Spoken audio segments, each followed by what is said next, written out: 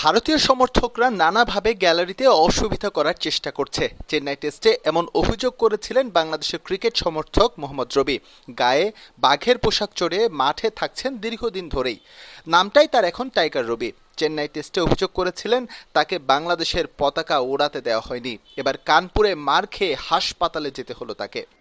কানপুরে বাংলাদেশের টেস্টে যথারীতি উপস্থিত ছিলেন টাইগার রবি। খেলা শুরুর প্রথম সেশন থেকেই বাধে বিপত্তি। স্টেডিয়ামের ভেতরেই ভারতীয় সমর্থকদের হামলার শিকার হন তিনি। এক পর্যায়ে চলে আসেন মাঠের বাইরে। সেখানে এসে ক্যামেরার সামনে তিনি দেখান তাকে কিভাবে আঘাত করা হয়েছে। এক পর্যায়ে মাঠের বাইরে অজ্ঞান হয়ে পড়লে তাকে ধরাধরি করে হাসপাতালে নিয়ে যাওয়া হয়। কানপুরে তার সঙ্গে খারাপ কিছু হতে পারে তা আঁচ করতে পেরেছিলেন আগেই। নিজের ফেসবুকে তা নিয়ে একটি স্ট্যাটাসও দিয়েছিলেন। জীবনের ঝুঁকি প্রকাশ পায় তার সেই স্ট্যাটাসটি ছিল এমন: জানি না ভারতের কানপুরে আমার জন্য কি অপেক্ষা করছে, জানি না ভাগ্যে কি আছে। সিরিজের দ্বিতীয় টেস্ট ম্যাচে বাংলাদেশ দলকে মাঠে বসে সমর্থন দিতে পারবো কিনা, ভারতের গ্যালারিতে লাল সবুজের পতাকা উড়ানো আমার ভাগ্যে আছে কিনা আমি জানি না। আমাকে নিয়ে খুব খারাপ একটা চক্রান্ত চলছে।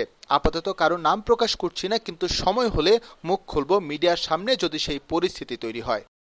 নাম প্রকাশ করছি না আপাতত। কেউ একজনের ইশারায় এবং তার ভারতীয় বন্ধুদের মাধ্যমে আমার অনেক বড় ক্ষতি করার চক্রান্ত চলছে। চক্রান্তটা এমন একটা পর্যায়ে আছে, হয়তো আমার আর মাঠে গিয়ে লাল সবুজের পতাকা উড়ানো হবে কিনা, আমি সহি সালামতে দেশে ফিরে আসতে পারবো কিনা তাও জানি না। ভারতীয়দের বাংলাদেশি সমর্থকদের প্রতি এমন আচরণ নতুন নয়।